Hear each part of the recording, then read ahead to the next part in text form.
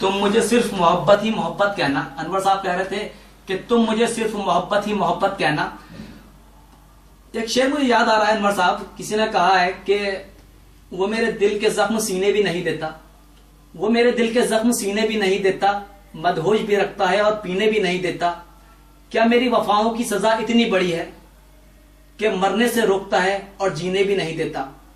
तो अनवर साहब, किसी ने अपने महबूब के बारे में ऐसी बातें भी कही हैं और किसी ने महबूब के इतने कसीदे पढ़े हैं कि दिन रात एक कर दिए हैं, अपना दिल निकालकर महबूब के लिए रख दिया है।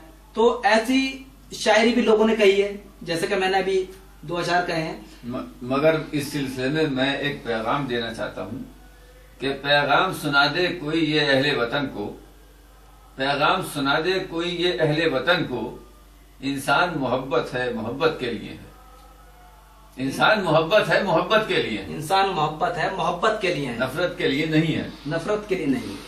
तो अनवर साहब बता रहे थे कि इंसान मोहब्बत है मोहब्बत के लिए है। उनका जो संदेश है, मैसेज है, सिर्फ मोहब्बत के लिए है।